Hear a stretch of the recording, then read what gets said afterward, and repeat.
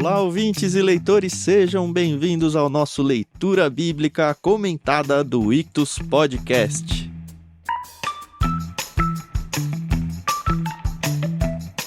Sim, estamos de volta para ler e comentar junto com vocês o capítulo 19 do livro de Gênesis. Eu sou o Thiago André Monteiro, @vulgutan, e estou aqui com o Thiago Moreira e com a Carol Simão, meus companheiros de aventuras. Tudo bem? Oi pessoal, tudo bem? Aqui é a Carol Simão. Eu ia fazer uma brincadeira aqui, mas vai datar muito. Eu ia falar, filho, você hoje tá com 2 anos e você não tá deixando a mamãe dormir. Quando você ouvir esse áudio daqui a alguns anos, saiba que no capítulo 19 você não deixou a mamãe dormir. Então a Carol do dia 19 aí vai estar mal-humorada, é isso. E muito cansada. Meio sonolenta, né? É. Olá, meus queridos ouvintes, leitores das Escrituras. É bom estar com vocês novamente para comentarmos esse capítulo 19 das Escrituras. Meus filhos já estão um pouquinho maiores, então não estou tendo esse trabalho de não dormir. E graças a Deus estamos juntos aqui novamente para esse projeto que tem sido muito legal. Muito bom. Eu fui dormir tarde também, mas foi porque o Palmeiras ganhou de 5-0 na Libertadores. Faz tempo então, hein? Não, ano passado ganhou 2 vezes de 5-0, essa foi a terceira. Mas beleza. Vamos deixar as coisas do mundo pra trás, porque a gente já vai ver no episódio de hoje que as coisas do mundo tem que ficar pra trás. A gente decidiu quebrar esse episódio em 4 partes, tá? A gente vai primeiro do verso 1 ao 11, depois do 12 ao 22, depois do 23 ao 29 e aí do 30 até o final. Como vocês já sabem, a gente usa a NVT aqui nesse projeto, que foi graciosamente cedido os direitos aí pela Mundo Cristão, mas é claro que você pode acompanhar à vontade na tradução que mais lhe agrada. Se você tem interesse em adquirir uma NVT, considera com carinho comprar através do link que está aí na descrição desse programa, porque apesar de você não pagar mais caro, você ajuda a gente bastante aí com uma parte dessa comissão. Aliás, qualquer outra compra que você for fazer através da Amazon, sempre parte desse nosso link que você com certeza vai abençoar esse nosso projeto, tá bom?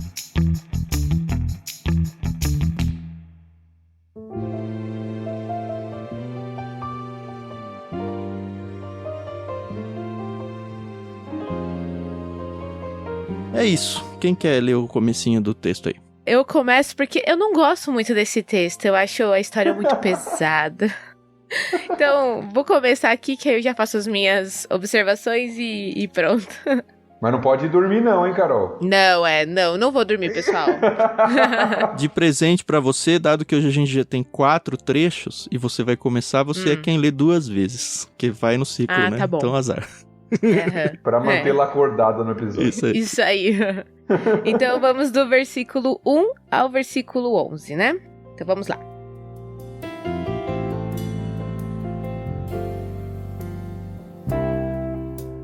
Ao anoitecer, os 2 anjos chegaram à entrada da cidade de Sodoma.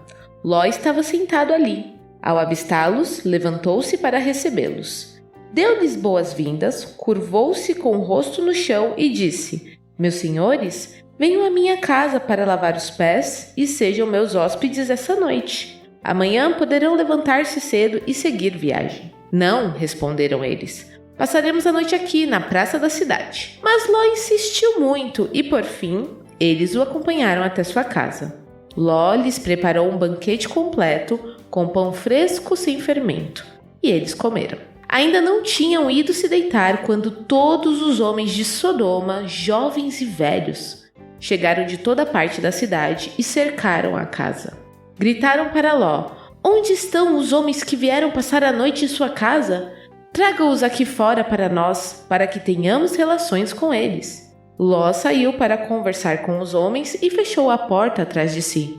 Por favor, meus irmãos, não cometam tamanha maldade, suplicou. Escutem, tenho 2 filhas virgens. Deixem-me trazê-las para fora e vocês poderão fazer com elas o que desejarem. Mas, por favor, deixem os homens em paz, pois são meus hóspedes e estão sob minha proteção. Saia da frente, gritaram eles. esse sujeito é um estrangeiro que se mudou para a cidade e agora age como se fosse nosso juiz. Faremos a você coisas bem piores do que a seus hóspedes. Então partiram para cima de Ló, tentando arrombar a porta. Os 2 anjos, porém, estenderam a mão, puxaram Ló para dentro da casa e trancaram a porta. Depois, cegaram todos os homens jovens e velhos que estavam à porta, de modo que eles se cansaram e desistiram de invadir a casa.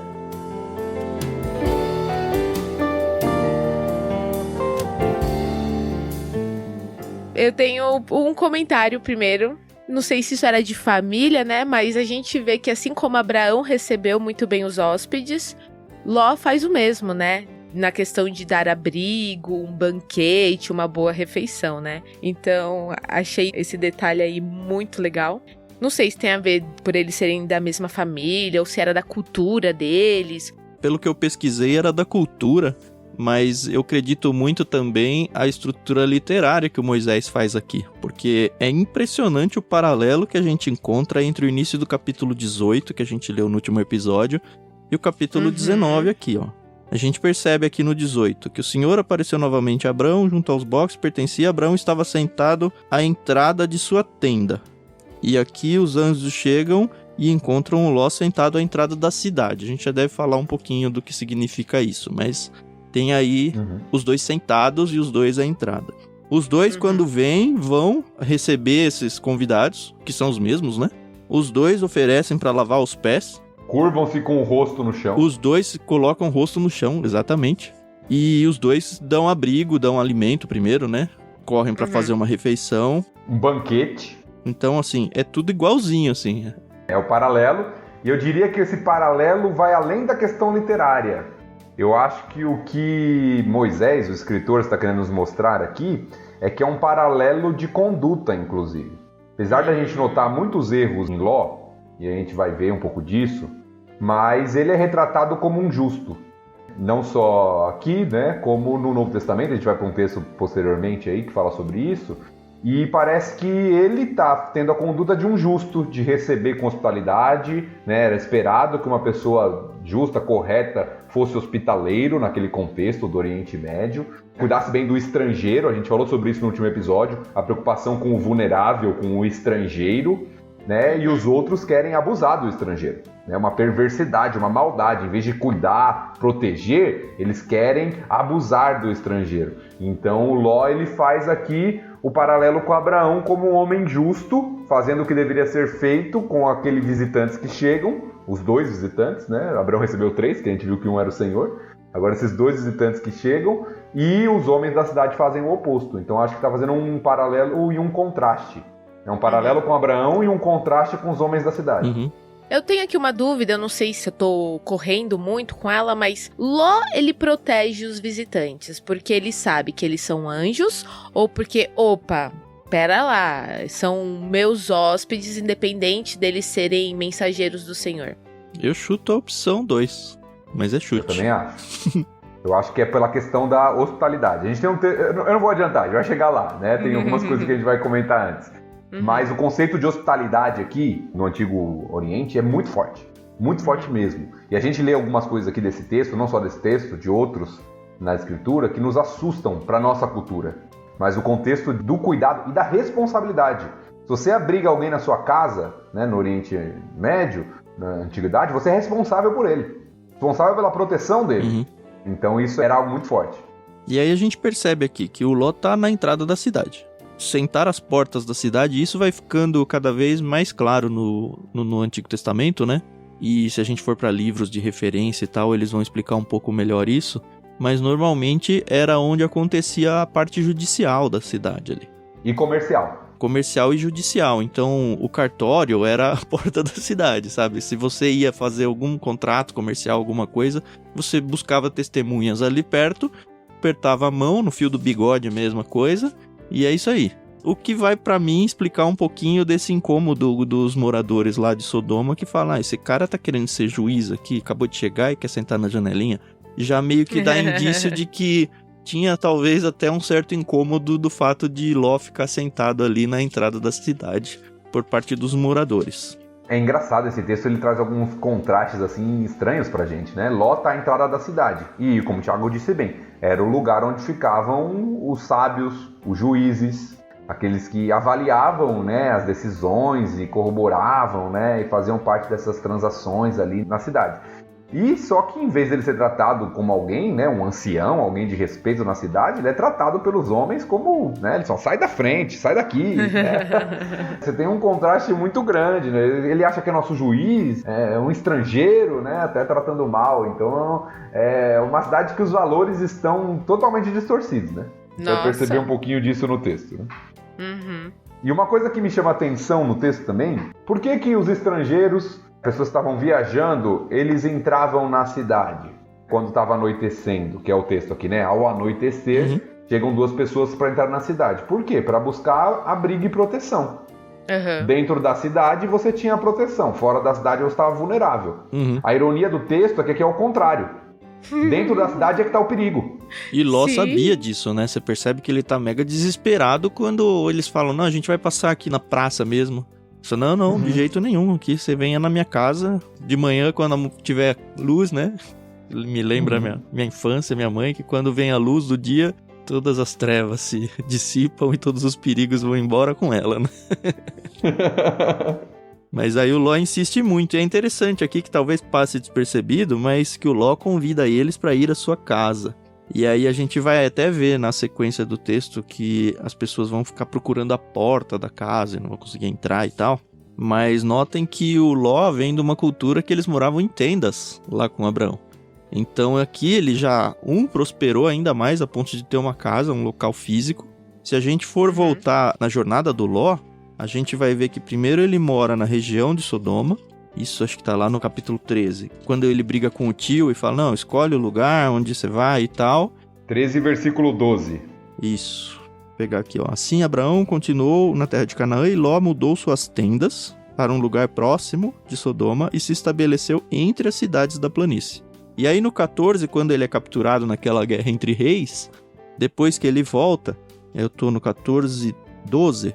Também capturaram Ló, o sobrinho de Abraão, que morava em Sodoma, e tudo que ele possuía. Então aqui ele já está dentro de Sodoma. Se é que Sodoma não é uma região e tal, mas enfim. E aqui volta para Ló a história, a gente vê que ele tem uma casa física, com porta, janela, parede, coisa que se as pessoas estivessem tentando invadir uma tenda, acho que invadiriam com muita facilidade, né? Mas o fato é que o Ló aqui, ele tá bem alojado na cidade. Ele faz parte da cidade, ele já tá nas portas da cidade, ele já tá com um local físico. De alguma forma ele prosperou ainda mais. Lembra, ele foi morar lá porque ele era muito rico e o rebanho dele já não cabia junto com o rebanho do Abraão. E, enfim, ele entrou na cidade do mesmo jeito que eu entrei em São Paulo, sabe? Ai, meu Deus do céu. Não, e a gente tem que lembrar, é exatamente isso, ele está bem estabelecido já, né, na cidade, e a gente tem que lembrar que quando Ló se separa de Abrão ainda, né, ainda Abrão, já se passaram aí quantos anos? Né? Vários anos. Ló se separou de Abrão, Abrão não tinha nem Ismael ainda. Verdade. Então já se passaram alguns anos aí, quase 2 décadas talvez, em que Ló está lá nessa região. Então a gente vai lendo, parece que ele saiu ontem e já chegou agora em Sodoma. Não, ele teve tempo de se estabelecer, né, construir sua casa lá, fixar moradia. Então um bom tempo se passou. Tanto é que tem uma dúvida, por exemplo, se Ló conhece sua mulher em Sodoma ou se ele já tinha mulher antes, quando ele se aparta de Abrão. Não é mencionado ela, não é verdade? Não é mencionado, é a primeira vez que a gente vai descobrir que Ló tem mulher e filho. Verdade. E as filhas já estão em idade de casar, né? Exato.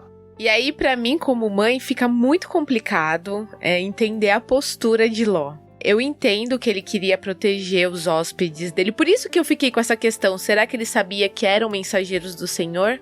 Porque, poxa, são as filhas dele, né? E eu sei que eles dão muita importância a essa questão da virgindade de uma mulher, né? Que tem que entregar ela pura. E eu acho isso maravilhoso, acho isso muito louvável. E aí ele tem essa postura de, não, ó, em vez de você fazer mal pros meus hóspedes que eu conheci hoje, tá aqui minhas 2 filhas, entendeu? Isso pra mim é muito complicado de assimilar, sabe? Então, mas isso é por causa da nossa cultura. Do nosso contexto. Eu não tô falando que o que o Ló fez foi certo. Tá bom? Mas no contexto da sua época, isso se torna compreensível. Por quê? Como a gente falou, o hóspede era alguém que deveria ser protegido. E o anfitrião modelo, exemplar, era aquele que sacrificava o que ele tinha de mais precioso para proteger o hóspede. Esse era o contexto. Tem um livro bem legal, a gente está falando bastante de contexto, ele é bem interessante. O livro chama Comentário Histórico-Cultural da Bíblia. Ele tem do Antigo e do Novo Testamento. Qual que é a editora, Thiago? Editora Vida Nova. Vida Nova, tá. Comentário Histórico-Cultural da Bíblia. Esse aqui é do Antigo Testamento. Esse aqui é porque eu tô mostrando, tá? Aí é podcast, vocês não vão ver. Mas esse aqui é do Antigo Testamento. E tem o do Novo Testamento também. E ele trabalha justamente, ele comenta os versículos, né, os textos, mas com base no contexto histórico. Que legal. É interessante porque ele fala isso nesse livro, né? Sobre a questão do hóspede, sobre a questão do anfitrião, sobre a questão de você proteger, de você dar o que você tem de melhor para proteger o seu hóspede. Né? Então isso era muito forte naquela época e não é parte do nosso contexto, né? Hoje em dia a gente vive numa cidade totalmente diferente com relação a isso, né? Hoje a gente jogaria os hóspedes pra fora, né? Aliás, talvez nem trouxesse pra dentro, porque talvez a gente estivesse trazendo perigo pra dentro da nossa casa, né? É verdade, temos medo até de às vezes atender a campainha hoje em dia, né? Então é outro contexto, outra realidade totalmente diferente. E é interessante que esse texto, ele é um texto que tem muitos paralelos num texto de Juízes. Ai, eu queria muito trazer esse texto aí, mas vai lá, velho. Você quer entrar aí? Vamos. Rapidamente, né? Rapidamente, porque o texto dessa capítulo 19 é longo e a gente tem que avançar. Mas tem um texto em Juízes que isso acontece em Israel. Isso não, né? Um negócio muito pior, né? Aliás, na verdade é isso, só que não tem a proteção angelical aí, né? A coisa vai continuando e avança. Então, só para ler brevemente, para você só notar o paralelo, Juízes é o livro bíblico que mostra talvez a maior profundidade de decadência de Israel. E eu acho que o paralelo é justamente para mostrar isso. Israel se tornou Sodoma e Gomorra. Então, Juízes 19, só para resumir, versículo 22 em diante, está falando aqui do levita, que tinha uma concubina e também vai receber abrigo, está viajando e vai receber abrigo como hóspede numa das cidades de Israel. E aí o versículo diz: enquanto eles se alegravam, um grupo de homens perversos da cidade cercou a casa. Começaram a bater na porta e gritar para o velho dono da casa: traga para fora o homem que está hospedado com você, para que tenhamos relações com ele. Olha o paralelo com o texto que a gente acabou de ler, igualzinho. Dentro de Israel, né, isso? Dentro de Israel. O dono da casa saiu e falou com eles: não, meus irmãos, não façam tamanha maldade. O homem é hóspede em minha casa, e uma coisa dessa seria uma vergonha. Tomem minha filha virgem e a concubina do homem. Eu as trarei para fora e vocês poderão violentá-las e fazer o que desejarem. Mas não façam uma coisa vergonhosa dessas com o meu hóspede. Eles, porém, não deram ouvidos. Então o levita pegou sua concubina e a empurrou para fora. E aí o texto vai continuar. A grande diferença desse texto é que, de fato, a concubina é abusada e até a morte. Então o texto é ainda mais dramático para mostrar a decadência moral e espiritual de Israel na época do juiz. Pois é, uma coisa que me chama a atenção, e eu acho que na revista atualizada, por exemplo, fica ainda mais gritante esse contraste, quando os homens falam, né, tragam-nos aqui fora para que tenhamos relações com eles. Ló saiu para conversar com os homens e fechou a porta atrás de si. Eu tô na NVT. Por favor, meus irmãos, não cometam tamanha maldade, suplicou. Na atualizada, no 6 diz: saiu-lhes então Ló à porta, fechou após si e lhes disse: rogo-vos, meus irmãos, que não façais mal. E continua no mesmo parágrafo: tenho 2 filhas virgens, eu vou-las trarei, tratai-as como vos parecer. É meio que, não façam mal, façam isso. Mas, cara, isso não é nem mal, assim. Sabe? É muito louco isso. Essa degradação, né? E eu fico pensando se o nosso mundo não tá indo pra esse caminho também, viu? Eu acho que a gente não tá tão longe de Sodoma como a gente acha que tá, viu? Uma coisa que me chama a atenção, voltando um pouquinho, no versículo 4, o texto, ele dá uma generalização que, no meu entender, quer nos enfatizar algo, né? Porque no versículo 4 diz: ainda não tinham ido se deitar quando todos os homens de Sodoma, jovens e velhos, chegaram de toda parte da cidade e cercaram a casa. De toda parte ainda, né? Todas de novo. Parece que aqui tem uma resposta lá do capítulo 18 do nosso episódio anterior. Será que sim. há 10 justos na cidade? Pelo jeito não tem mesmo, né? Uhum. Toda a cidade tá cercando a casa e batendo lá e de forma bem aberta, né? Uma imoralidade de forma tão aberta, sem nenhuma vergonha, né? Tragam aqui esses homens que a gente quer ter relações com eles. E o termo ali é claro, de relações sexuais mesmo. Então, tragam eles aqui pra fora abertamente, sem nenhum constrangimento. Né? E o Thiago falou, né, da sociedade que a gente vive numa sociedade que muitas vezes não tem mais constrangimento também pra imoralidade. E assim, como são todos os homens, a gente pode entender que os genros, né, de Ló estavam nessa, né? Eu vou mais nesse todos pra uma hipérbole do texto. No sentido de que não é cada ser humano do sexo masculino da cidade. Mas ele fala, todos, homens e velhos, no sentido, quase todo mundo tá lá, sabe? Não tem um grupo que é restrito ou que é contra essa ideia. Eu parto mais pra esse lado aí. Entendi. Eu também acho. Também acho que é uma generalização, uma hipérbole, pra demonstrar uma realidade, de que a cidade estava contaminada. Eu acho que os genros não, por quê? Porque justamente Ló vai atrás deles. E é no mesmo instante, praticamente, de madrugada, né? Ló sai e vai até a casa deles. Então, provavelmente, eles não estavam lá. Mas o restante da cidade, em geral, estava. Triste. E aí, então, tem o grande castigo dos homens aí, né? Uma coisa mais louca ainda é que no 10, os anjos, porém, estenderam a mão, puxaram Ló pra dentro, trancaram. E aí vem um sinal milagroso aí, cegaram todos os homens, jovens e velhos que estavam à porta. E aí, de novo, não sei se a NVT foi tão feliz aqui, de modo que se cansaram e desistiram de invadir a casa. Nas outras versões mais clássicas, dá a entender que mesmo cegos, eles ainda estavam tentando invadir a casa. Sim, e se cansaram de tentar achar. Eu acho que essa é a ideia que a NVT tenta trazer aqui, né? Cegos, castigados, disciplinados ali, mesmo assim, insistentes no erro e no pecado, né? A rebeldia de tal forma que mesmo cego eles continuam tentando procurar a casa para tentar entrar e trazer aqueles homens para fora e abusar deles. Meu Deus. O retrato é trágico, né? O retrato é terrível a respeito da maldade da cidade. Eu acho que responde, né, o que a gente falou do capítulo 18. O juízo de Deus é correto sobre a cidade. Talvez você não tenha feito a analogia, não é analogia, né? O link óbvio, que na língua portuguesa nós temos a palavra sodomita, né? Sim. Que veio daqui, tá bom? É uma coisa que provavelmente você já sacou, mas de repente você tá caindo a ficha só agora.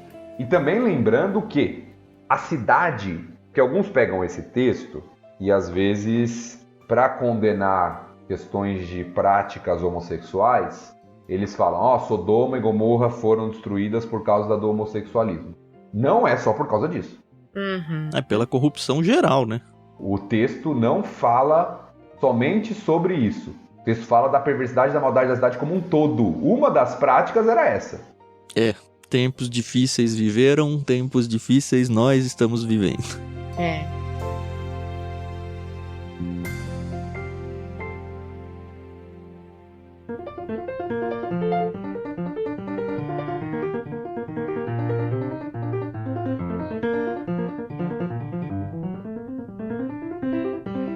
Beleza, acho que dá pra seguir, né?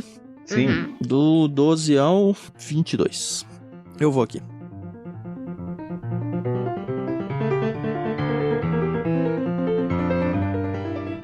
Os anjos perguntaram a Ló: Você tem outros parentes na cidade? Tire-os todos daqui, genros, filhos, filhas ou qualquer outro parente, pois estamos prestes a destruir toda a cidade. O clamor contra ela é tão grande que chegou ao Senhor, e ele nos enviou para destruí-la. Então Ló correu para avisar os noivos de suas filhas: Saiam depressa da cidade, o Senhor está prestes a destruí-la. Os rapazes, porém, pensaram que ele estava brincando. No dia seguinte, ao amanhecer, os anjos insistiram: Rápido, tome sua mulher e suas filhas que estão aqui. Saia agora mesmo, ou também morrerá quando a cidade for castigada. Visto que Ló ainda hesitava, os anjos o tomaram pela mão e também sua mulher e as 2 filhas, e correram com eles para um lugar seguro fora da cidade, pois o Senhor foi misericordioso. Quando estavam em segurança fora da cidade, um dos anjos ordenou: Corram, salvem-se, não olhem para trás nem parem no vale. fujam para as montanhas ou serão destruídos. Mas Ló suplicou: não, meu senhor, os senhores foram muito bondosos comigo, salvaram minha vida e mostraram grande compaixão. Não posso, contudo, ir para as montanhas, a calamidade também me alcançaria ali, e bem depressa eu morreria. Vejam, aqui perto há um vilarejo. É um lugar bem pequeno, por favor, deixem-me ir para lá e minha vida será salva. Está bem, disse o anjo, atenderei a seu pedido, não destruirei o vilarejo, mas vá logo. Fuja para ele, pois não posso fazer nada enquanto você não chegar lá. Isso explica por que a vila era conhecida como Zoar.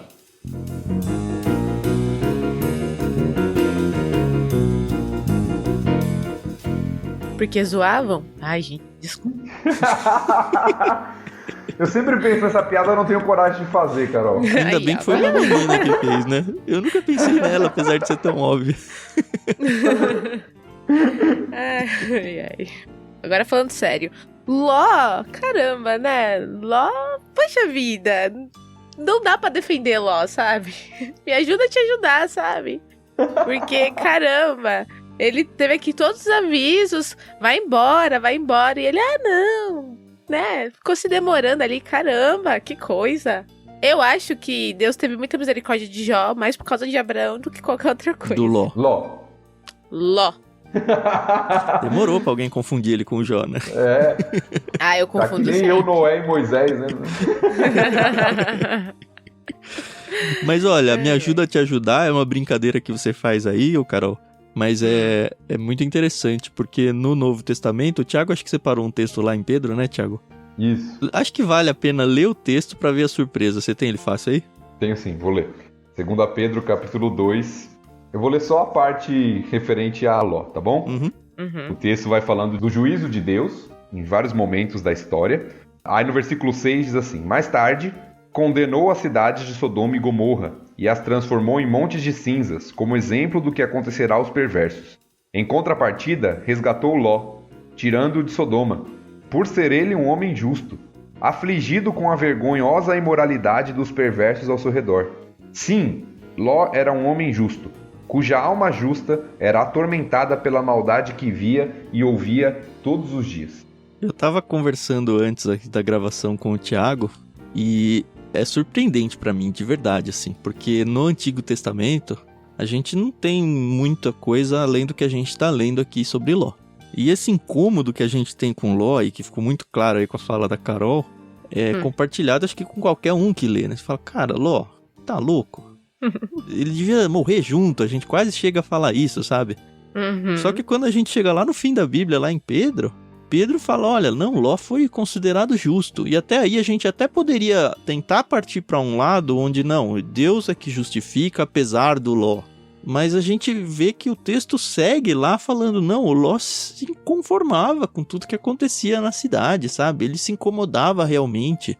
A minha estranheza é impressionante como Deus preservou e Deus revelou as escrituras para Pedro, para ele dizer um negócio que não está claro no Antigo Testamento. Isso é a primeira coisa, gente, que eu falo, puxa, realmente a Bíblia tem que ser algo inspirado para Pedro realmente escrever aquilo. Ou a tradição oral chegou tão forte e tão longe de um jeito que a própria escritura não tinha preservado ainda. Mas se eu for olhar aqui para Ló, eu também passando um pano para ele um pouco pelo menos, pensa, ele tá numa cidade rica, numa cidade próspera, nós três estamos numa cidade rica e próspera. A diferença entre ele e nós é que ele era rico e próspero e nós não. Então, ele já chegou com rebanhos, com servos, e aqui, aparentemente, ele só cresceu ainda mais. De repente, Deus fala, olha, monta uma malinha aí rápida, 5 minutos, e rapa fora, porque eu vou destruir tudo. Então, assim, ele tá saindo com a roupa do corpo, sabe? E abandonando tudo. Não só a cidade, mas todas as posses que ele tem. Não é, assim, uma decisão tão fácil. Ah, não, beleza, vamos, tchau. Abandono minha casa, abandono meus bens, abandono meus servos, meus animais, tudo. Não é tão óbvio, assim, tão tranquilo. Ainda assim, ele sai. Então, pronto, já passei o pano. E aí tem os noivos das filhas, né? Os pretendentes a se casar com as filhas também, que são deixados para trás, porque não ouvem a mensagem. Então, de fato, não é justificar Ló. Eu acho que Ló tem seus erros claros nesse texto. Eu acho que, inclusive, o texto começa com uma semelhança entre Ló e Abraão, da questão da hospitalidade, mas aqui ele mostra uma diferença. Uhum. No capítulo 18 a gente viu que Abraão estava correndo, lembra? Sim. Correu. Aqui Ló tá devagar, né? Os anjos falam pra ele, corre, foge, e ele tá lá enrolando pra sair. Ele tá na marcha lenta, né? Ele Pega tá até eles pela mão, vamos, vai, né? Exato. Empurrando, né? Tem que pegar pela mão e tirar da cidade, né? A NVT traduz aqui como correram com eles. Algumas versões mais antigas trazem o tiraram da cidade, talvez até de forma sobrenatural. Uhum. Já que você não vai, deixa que eu vou pegar você e vou colocar você aqui. E aí o texto destaca justamente isso, né? A misericórdia de Deus. Uhum. A misericórdia de Deus sobre Ló. É lógico, o texto do Antigo Testamento, Tiago disse bem, ele nos retrata Ló como um justo. Né? Capítulo 18 fala, Deus não puniria o justo com o injusto. Os anjos são enviados para lá para anunciar o juízo, mas para tirar Ló, alguém justo daquela cidade que seria destruída. Uhum. Mas essa inconformidade com o pecado ao seu redor, lembra que ele já está lá pelo menos 1,5 décadas e 2 décadas na cidade, o texto não retrata. Só Pedro lá no Novo Testamento vai nos retratar esse inconformismo com a imoralidade da cidade. Parece que Ló e sua família, principalmente, né, a gente vai ver sua mulher, suas filhas, se apegaram de tal forma àquela cidade e o jeito de viver deles que isso contaminou-os de alguma forma. Uhum. Tanto que a própria NVT, ela traz aqui nas notas dela essa questão de Ló até ser considerado um hipócrita, né? Aqui fala, as palavras de advertência de Ló não foram levadas a sério por causa da sua hipocrisia. Parece que não havia nem mesmo 10 justos na cidade. Por essa questão, né, que não retrata aqui nesse texto desse incômodo dele, né? Então, acho que é por isso ele não conseguiu, não vou nem falar levar mais pessoas, mas ele não conseguiu influenciar, né, mais pessoas. Não, mas não deu nem muito tempo de influenciar. Pensa, ele tava anoitecendo, ele tava na porta da cidade, e aqui tá amanhecendo e ele tá indo embora. Sei lá, 6 da tarde, ele nem sabia que ele ia deixar a cidade ainda, sabe? Agora o sol tá nascendo e já era. O que eu quis dizer aqui é que se ele vivesse uma vida... eu nem sei explicar, mas eu acho que se ele fosse um homem influente, o pessoal teria ouvido ele, entendeu? De não atacar, né? O pessoal a gente já viu que não curtia muito ele não, né? Então... Eu não sei, né? Eu não sei porque a gente já passou pelo texto de Noé, que era pregador da justiça, e as pessoas também não ouviram. Mas se a gente for pensar e adicionar o texto lá de Pedro, que fala que ele se inconformava com a cidade, ele era contrário, a reação da cidade em relação a ele é natural essa. Que é como nós hoje, que condenamos o pecado das pessoas e a gente fala contra isso e contra aquilo. As pessoas que querem ficar afundadas nos seus pecados, elas acham a gente um grande chato, sabe? Esse cara vai vir falar outra vez aqui, eu me sinto mal toda vez que ele vem falar comigo, sabe? É meio isso que acontecia com o Ló. E nessa história lá dos genros, né, daqueles que aparentemente estavam prometidos às filhas de Ló para casamento, é interessante porque primeiro o texto narra, né, o versículo 13 fala novamente do clamor, que a gente citou no capítulo 18, né? O clamor chegou ao Senhor, né, diante da perversidade da cidade. De quem, né? Eu continuo com essa, é o clamor do próprio Jó, que parece que é só ele que se incomoda, né? O próprio Ló. Do Ló. Não é Jó, Ló. Droga. Ou às vezes, a gente tem algumas opções. Pode ser de Ló, pode ser de pessoas que também eram injustas, mas que sofriam na mão, porque a gente não pode pensar que isso que está acontecendo aqui com essas pessoas foi a primeira vez que aconteceu. Provavelmente temos pessoas abusadas, temos pessoas injustiçadas nessa cidade e talvez estão clamando de alguma forma. Mas elas foram condenadas junto, né? Se tem. Sim, sim. E a gente já viu em Gênesis, lá, o texto que a gente até citou semana passada, que às vezes o clamor não é nem... Às vezes ele vem ao Senhor de outra forma, né? A lá própria natureza 4, clama, né? O sangue do seu irmão está clamando da terra, quando fala de Abel, que tinha sido morto por Caim. Então, o fato é de que Deus está vendo e ele sabe a maldade e a perversidade da cidade. Mas falando especificamente dos genros aí, né? É interessante porque o Tiago narrou bem, o juízo de Deus chega bem rápido aqui para essa cidade, né? É interessante que, se a gente volta um pouquinho na cronologia da história aqui, ó, capítulo 18, Abraão estava sentado na hora mais quente do dia. Os anjos vão até Sodoma, Eles chegam ao anoitecer. Passaram-se aí talvez umas 6 horas. Final da tarde ali, né? 6 da tarde, começando a noite. Uhum. Aí acontece toda aquela confusão. Os homens chegam de noite lá, tentam tirar os homens de fora. E Ló corre para avisar os noivos de suas filhas. Isso aqui provavelmente é de noite ou de madrugada já. Porque depois vai narrar que no dia seguinte, ao amanhecer. Então note que entre o juízo sobre Sodoma e a fala com Abraão, passou menos de 24 horas. O juízo ele chega bem rápido. Né? As coisas acontecem de forma bem dinâmica. De repente, do nada, de madrugada, Ló bate na porta e fala aí, olha, a cidade vai ser destruída. Pega uma roupa aí e vamos. Pessoal, acho que ele tá brincando. Não sei se Ló era piadista, né? Mas o pessoal acha que ele tá brincando. Por quê? Poxa, viveu 20 anos aqui com a gente. Isso aqui já acontece faz tempo. Do nada, de madrugada, você vem bater na minha casa e falar que a cidade vai ser destruída? E olha, isso fica com um alerta muito grande pra gente. Que a gente pensa que, beleza, aconteceu. Nossa, imagina passar por essa situação. Eu queria visitar o livro de Lucas com vocês. Que é quando o próprio Jesus, ele tá falando sobre o fim do mundo, né? E a gente gosta de falar sobre o fim do mundo, né? Eu vou até voltar um trechinho para pegar um pouco o contexto, tá? Eu tô em Lucas 17, eu vou ler a partir do verso 22. Então ele disse a seus discípulos, ele é Jesus, tá bom? Aproximam-se os dias em que desejarão ver o tempo do Filho do Homem, mas não o verão. Dirão a vocês, vejam, lá está, ou aqui está ele, mas não o sigam, porque assim como o relâmpago lampeja e ilumina o céu de uma extremidade à outra, assim será no dia em que vier o Filho do Homem. Filho do Homem aqui é a volta de Cristo, tá? Mas primeiro é necessário que ele sofra terrivelmente e seja rejeitado por esta geração. Ele está mencionando a crucificação que aconteceria muito em breve ali. Quando o Filho do Homem voltar, será como no tempo de Noé. Naqueles dias, o povo seguia sua rotina de banquetes, festas e casamentos, até o dia em que Noé entrou na arca e veio o dilúvio, que destruiu a todos. E se a gente for pensar, foi algo meio rápido assim, né? Apesar de ter uma semana ali. E o mundo será como no tempo de Ló. O povo se ocupava de seus afazeres diários, comendo e bebendo, comprando e vendendo, cultivando e construindo, até o dia em que Ló deixou Sodoma. Então, fogo e enxofre ardente caíram do céu e destruíram a todos. Sim, tudo será como sempre foi, até o dia em que o Filho do Homem for revelado. Nesse dia, quem estiver na parte de cima de casa, não desça para pegar suas coisas. Quem estiver no campo, não volte para casa. Lembrem-se do que aconteceu à esposa de Ló. E aí, eu não vou dar spoiler porque a gente vai ler, né? Não, mas leia até o final. Leia até o 32. Quem se apegar à própria vida, a perderá. Quem abrir mão de sua vida, a salvará. Naquela noite, 2 pessoas estarão dormindo na mesma cama. Uma será levada e a outra deixada.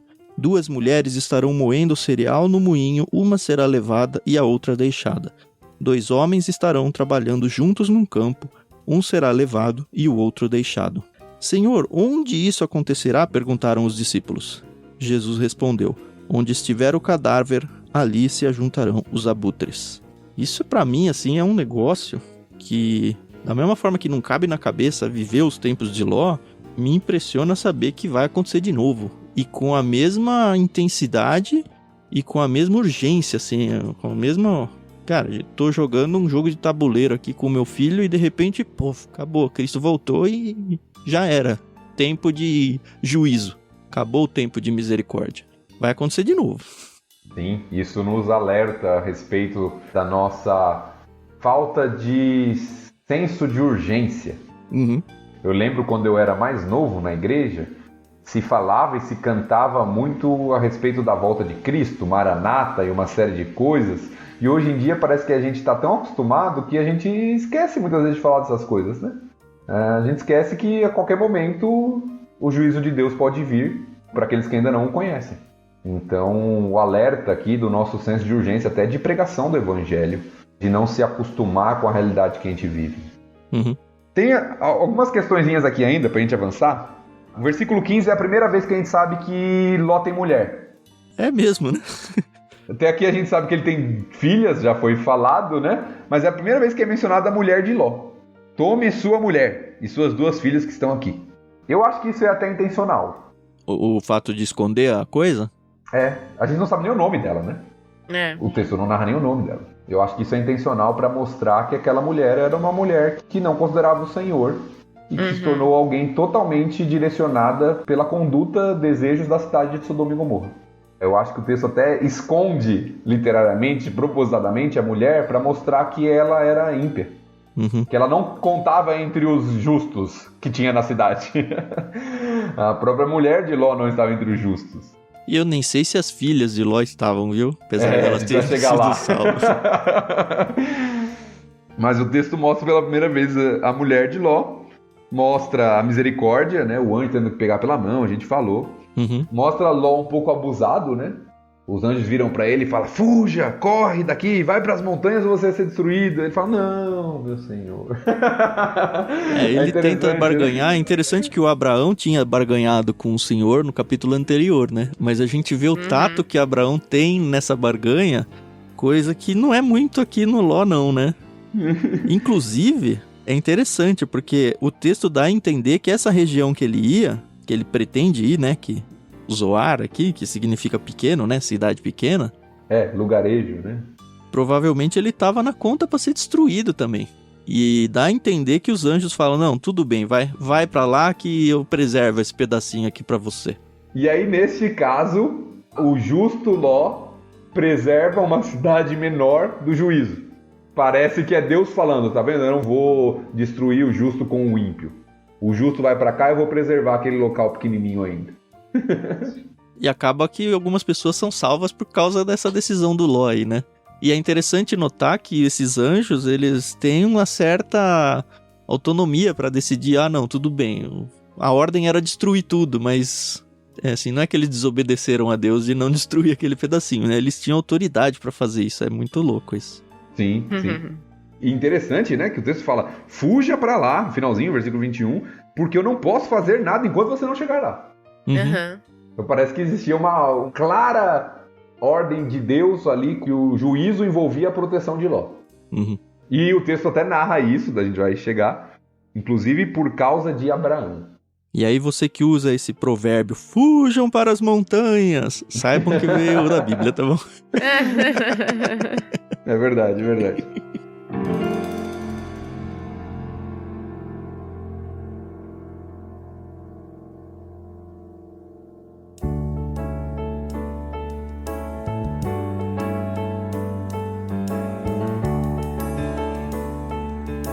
Acho que já dá pra seguir, né?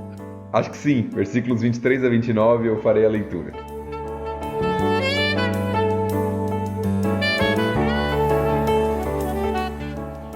Ló chegou a Zoar quando o sol aparecia no horizonte. Então o Senhor fez chover do céu fogo e enxofre sobre Sodoma e Gomorra. Destruiu-as completamente, além de outras cidades e vilas da planície. Exterminou todos os habitantes e toda a vegetação. A mulher de Ló, porém, olhou para trás, enquanto o seguia, e se transformou numa coluna de sal. Naquela manhã, Abraão se levantou cedo e correu para o lugar onde tinha estado na presença do Senhor. Olhou para a planície em direção a Sodoma e Gomorra e viu colunas de fumaça subindo do lugar onde antes ficavam as cidades, como fumaça de uma fornalha. Contudo, Deus atendeu ao pedido de Abraão e salvou Ló, tirando-o do meio da destruição que engoliu as cidades da planície.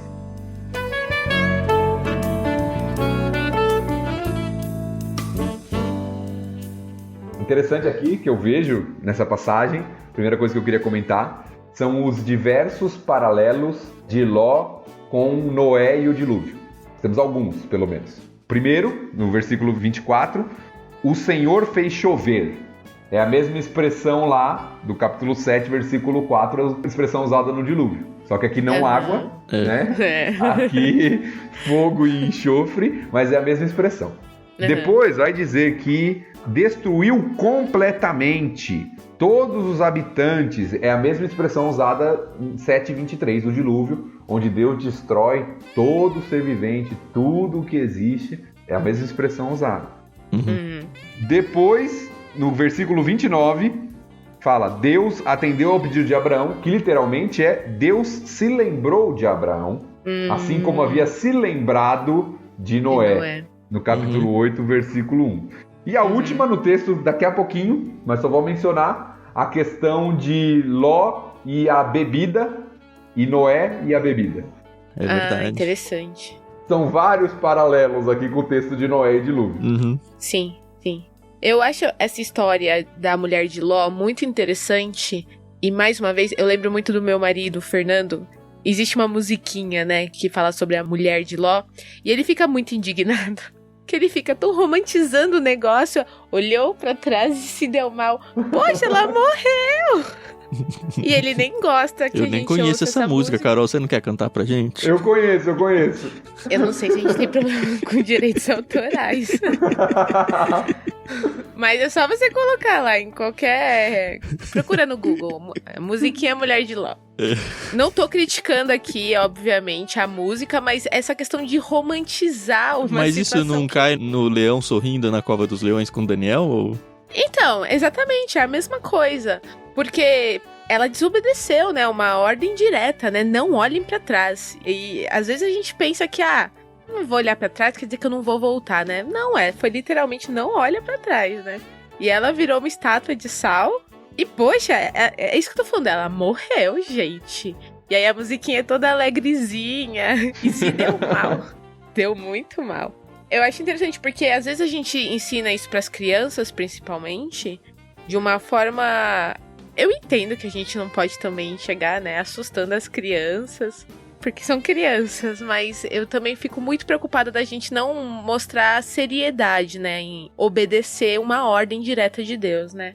Eu não sei o quanto esse olhar pra trás foi só virar a cabeça ou esqueci minha bolsa, sabe? Deixa eu voltar ali, não entender o senso da urgência da coisa. E claramente a família inteira não estava entendendo isso, porque, enfim, eles foram empurrados pra fora da cidade.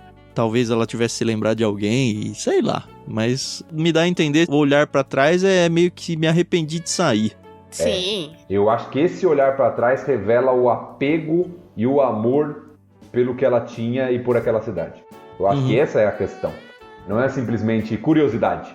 Deixa eu olhar pra ver o que tá acontecendo. Não, eu acho que vai muito além disso, né? Até porque essa mulher é usada, o texto que o Thiago leu, é usada como exemplo, que a gente deve lembrar da mulher de Ló. Né? Jesus está falando, quando isso for acontecer, né, não volte para pegar suas coisas, não volte para sua casa, não se apegue às coisas daqui, lembre-se da mulher de Ló. E eu acho que a questão é justamente essa, é o apego pela cidade, por aquela vida que ela tinha, e o juízo de Deus vem sobre ela também. O que revela que ela não é justa nesse sentido. Ela está muito mais parecida com Sodoma e Gomorra do que preocupada com o Senhor.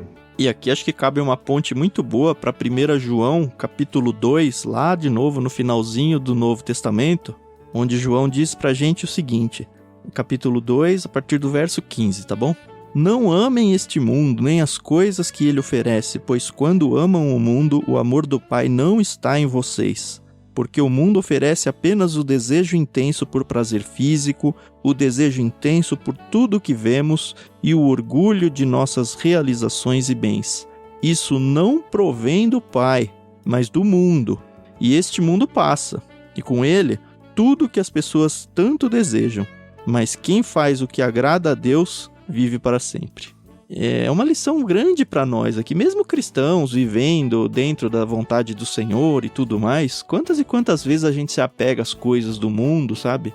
A gente dá mais importância a conquistar algumas coisas, a gente toma decisões na vida, seja de trabalho, seja de viagem, seja de família, seja de pessoas, em detrimento às coisas que a gente sabe no fundo da alma que deveriam ter uma primazia que não tem.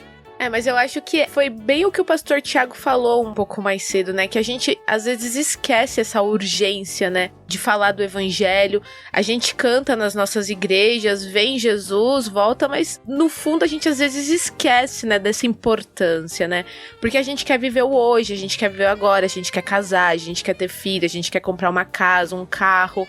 Viver na Terra é bom, mas a gente esquece que lá no céu vai ser melhor ainda, né? Perto daqui não é nada, né? Então, falta um pouco disso, né? E eu entendo que quando Cristo voltou para os céus, que os discípulos ficaram olhando e eles tinham aquela urgência, né? De que, Cristo vai voltar e pode ser a qualquer minuto. E já se passaram tantos anos, né? Então, acho que as pessoas, elas perderam um pouco disso, né? E quando eu falo as pessoas, tô falando nós de um modo geral, né? Sim. ter aquele senso que nós somos peregrinos nessa terra, né? Uhum.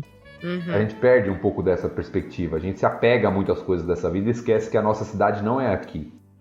Nossa cidade é celestial. Só um comentário sobre a atitude da mulher de Ló. Na Bíblia NVT de Estudo, falando sobre o termo olhou para trás, diz assim: o verbo indica que ela se demorou, fixando os olhos no mundo que amava, e não um mero olhar curioso. Então a própria forma como o verbo é descrito ali não é simplesmente olhou assim devagarzinho. Não, ela amava aquilo, ela fixou os seus olhos ali, né? Tem mais alguma coisa? É só a questão de Abraão, pra gente fechar, né? Abraão se levanta cedo, vai para observar, né, o juízo sobre a cidade, né? Ele já sabia o que iria acontecer, então ele se levanta cedo, vai lá onde ele tinha conversado com o Senhor, e aí ele vê as colunas de fumaça subindo do lugar. Imagina, né, Abraão pensando, né, o que está acontecendo. E tinha acabado de rolar a conversa, né? Porque, assim, não tem 24 horas ali, né? Isso, não tem nem 24 horas. Se Ló saiu ou não, o que está acontecendo e tal. Pô, acabei de negociar com Deus aqui, tinha certeza que eu ia ganhar a cidade aqui, não rolou. A fumaça subindo, e aí o texto termina de forma bem bonita, né? Falando que Deus se lembra de Abraão e por isso salva Ló. Então note que Ló é salvo porque ele é justo, no Novo Testamento a gente já leu um texto que mostra isso, mas também por causa de Abraão. Deus se lembra de Abraão, se lembra do que tinha inclusive falado com Abraão no capítulo anterior e tira Ló da cidade. Só um adendo aqui, se você não ouviu o episódio que a gente falou sobre Noé e se lembrou, nós explicamos o que significa o se lembrou lá. Então volte lá, episódio Gênesis 8, ouça o episódio, tá bom? Pra você entender o que é Deus se lembrar. Antes de reclamar, né?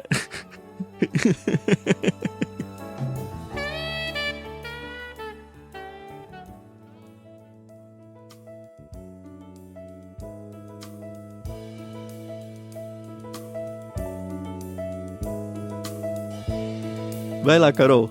Ai, vamos terminar esse capítulo com essa parte. Essa parte é boa, Carol. Pois Boas é. notícias. Tá bom, vamos lá.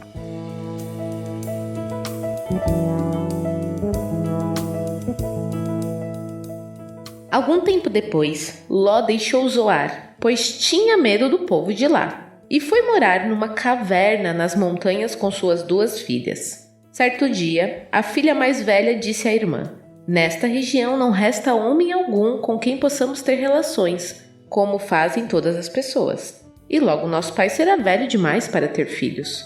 Vamos embebedá-lo com vinho e então nos deitaremos com ele. Com isso, preservaremos nossa descendência por meio de nosso pai. Naquela noite, portanto, embebedaram o pai com vinho e a filha mais velha teve relações com ele. E ele não percebeu quando ela se deitou nem quando se levantou. Na manhã seguinte, a filha mais velha disse à irmã mais nova: ontem à noite tive relações com nosso pai. Vamos embebedá-lo com vinho outra vez hoje à noite, e você terá relações com ele. Com isso, preservaremos nossa descendência por meio de nosso pai. Naquela noite, portanto, voltaram a embebedar o pai com vinho, e a filha mais nova teve relações com ele. Mais uma vez, ele não percebeu quando ela se deitou nem quando se levantou. Como resultado, as 2 filhas de Ló engravidaram do próprio pai. Quando a filha mais velha deu à luz um menino, chamou-o de Moabe. Ele se tornou o antepassado do povo conhecido até hoje como Moabitas. Quando a filha mais nova deu à luz um menino, chamou-o de Benjame. Ele se tornou o antepassado do povo conhecido até hoje como Amonitas.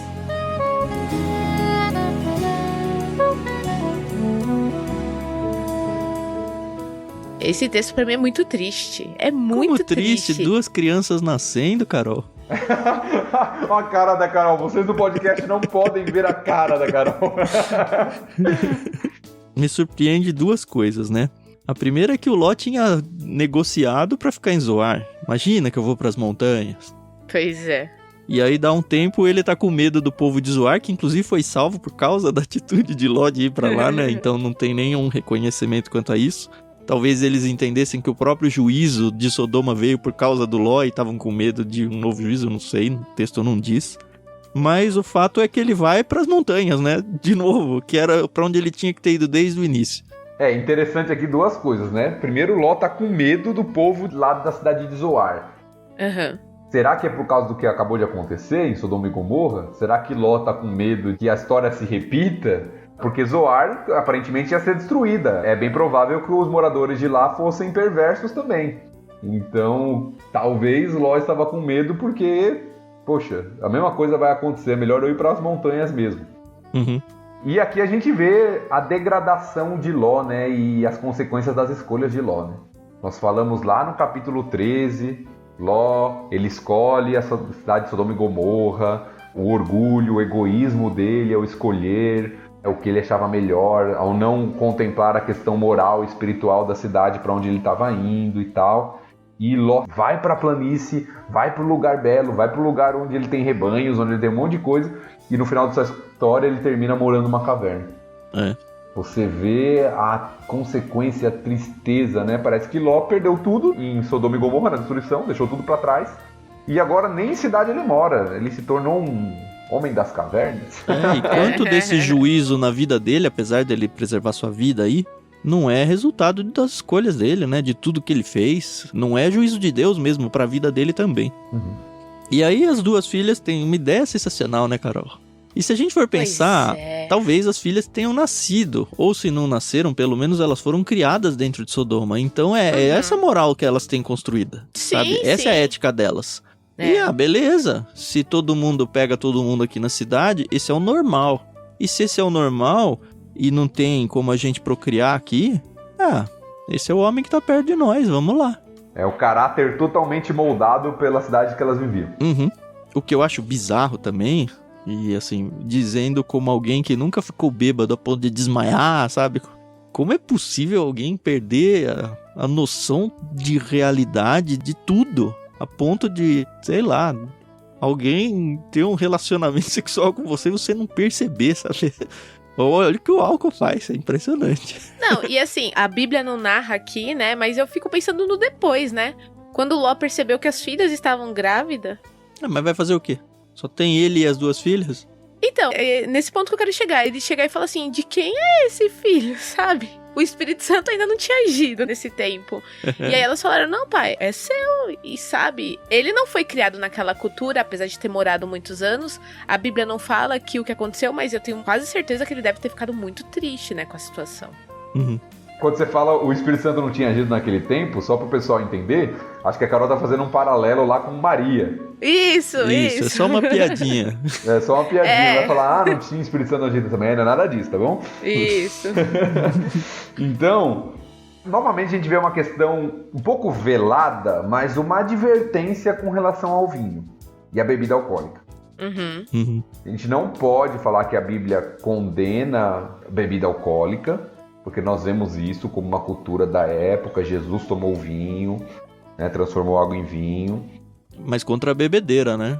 Isso, a Bíblia deixa bem claro o perigo e os efeitos, né, e o pecado da embriaguez, né, e o quanto isso pode ser desastroso. Foi para Noé e sua família, foi para Ló.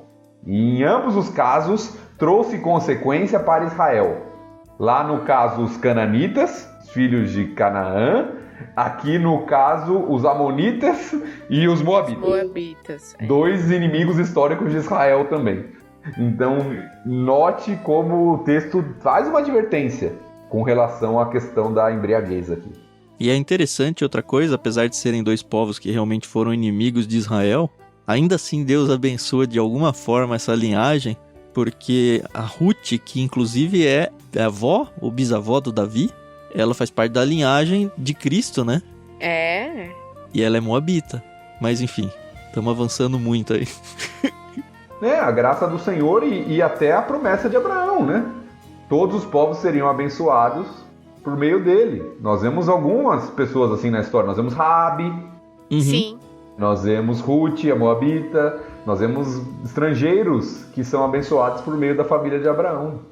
E eu achei também interessante aqui que nas notas da NVT fala sobre o quanto Sara e Abraão estavam esperando para ter um filho, né? O filho da promessa, que, como a gente falou, seria aí a linhagem até Cristo, né? A nação de Israel.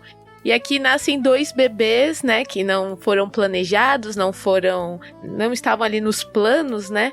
E que, como a gente comentou, se tornaram nações inimigas do povo de Deus, né? E no final é todo mundo parente, né? Isso que é mais interessante. Outra coisa que chama atenção é que, cara, o Abraão e a Sara, que trabalho pra conseguir ter um filho, sabe? Aqui as duas, que o cara bêbado na primeira tentativa, as duas. Papum, já beleza, engravidou e ok. Pois é. Um pouco do contexto também a gente precisa lembrar, né? As filhas de Ló, elas estão desesperadas porque no conceito da antiguidade, uma mulher não ter filho é uma maldição. É. E acabou a linhagem do pai também, né? Se elas não tivessem filhos ali, acabou, não tem mais Ló, não tem mais nada. Sim, e pra mulher era muito importante ter filhos, né? Era considerada uma maldição não poder ter filhos. Então você vê que Gênesis tem muito disso, essa luta com relação à esterilidade, né? Essa preocupação, esse problema, porque era o conceito da época mesmo, né? E a gente vê nas escrituras, filhos de fato são uma bênção do Senhor.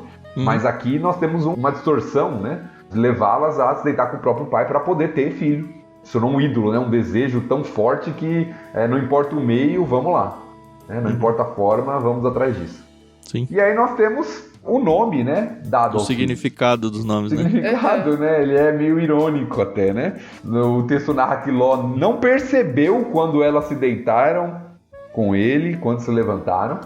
Eu acho que ele suspeita de que o filho é dele, porque não tem mais ninguém com eles na caverna. Nas cavernas ali. Mas os nomes já deixam claro, né? Porque Moabe tem um som semelhante a algo que na idade vem do pai, gerado do pai. E Ben-Ami, ou Ben-Ami, significa filho do meu povo. Os nomes mostram de quem eles eram, né? Filhos. Puxa. E a gente podia chamar a mulher de Ló de Salmoura, né? Já que tem a ver os nomes. Aí, ó, depois você reclama da musiquinha, Carol. Né, não? Eu acho que uma última aplicação que eu acho interessante, a gente sempre faz esse exercício, é tentar lembrar para quem Moisés está escrevendo. Lembrar que Moisés está escrevendo para aquele povo que está prestes a entrar na Terra Prometida. E Moisés já deixou uma série de advertências para eles não se associarem com as práticas dos cananeus, que são maus, imorais e uma série de coisas. E eu acho que essa história reforça isso de forma dramática. Sim. Olha, se vocês se associarem com os cananeus, né, se vocês viverem como eles, o juízo de Deus vai vir. Tudo isso pode se repetir. Voltando bastante ao que você falou hoje aí, naquela hora que você mencionou Juízes, o mesmo povo que leu essa história aqui fez tudo de novo igual, sabe? Será que as pessoas que estavam tentando abusar daquela concubina lá não se lembraram dessa história? É muito impressionante, porque foi escrito para eles. E avançando mais na história, a gente vai ver que o cativeiro, o povo de Israel sendo levado cativo, é consequência deles se tornarem como os cananeus, idólatras, imorais e uma série de coisas. Sim.